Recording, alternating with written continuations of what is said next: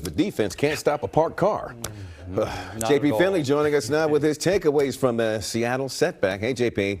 Carved up like a Thanksgiving turkey. Pretty much. The defensive struggles, I mean, yesterday, if you watch this game, Sam Howell tries to be the hero late, and they just couldn't get the stops when they needed to. The Seahawks were able to march down the field. That was a crucial pass interference penalty. Not many flags went Washington's way, and you see Geno Smith to DK Metcalf, they get into field goal range. There was never a hint of a stop on that last drive. They just marched right down the field, able to kick the game winner. And listen to this, explosive plays have been a problem for the Washington defense all season. Yep. They lead the NFL in allowing 12 touchdowns from outside of the red zone. The next closest team has only done that 8 times. That's a major problem. Ron Rivera knows his defense has got to get better. Collectively, we have to be better overall. You know, we're playing a number of different guys now, you know, especially after last week. And there's some cohesion that has to come. You know, guys got to come together and work together. And so it's a little bit of that more than it's anything else. But again, it's collective. We all have to be better.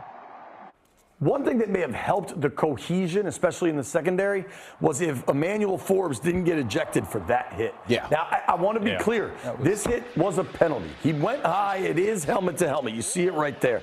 But at the same time, this is not a kid with a reputation of being overly physical. What happens, the receiver drops down, so then the hit that was probably coming for his shoulder or midsection ends up going right to the helmet.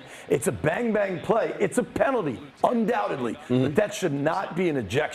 And once Forbes goes out, that was only 5 minutes into the game. Then all of a sudden, Ron Rivera, Jack Del Rio are scrambling in their secondary to figure out what they're going to do. One area they're not scrambling, quarterback. Finally. It seems like it's been a long time coming, but Washington might have found their guy. Sam Howell was great yesterday, threw for 3 touchdowns. You watch the arm angle on this throw to Brian Robinson. I mean, the creativity there, I mean, everything. That is off-schedule playmaking that you want from your quarterback. That was the first score of the game, kind of quieted down that Seattle crowd. Howell later connects with Antonio Gibson for another. This is his second of 3 touchdowns on the day. But then the big play, really just the courage and guts and moxie to stay in this thing. This throw to De'Ami Brown was an absolute dime. He dropped it in the bucket. Not enough, though, because the defense couldn't get a stop. So where does that leave us? What happens going forward? Well, a lot of it hinges on this man, Ron Rivera. He's now in his 4th season here in Washington, and I think the questions are starting to mount. He's never won a playoff game, never had a winning record. What about Jack Del Rio? This Commanders defense is 31st in the NFL in points allowed.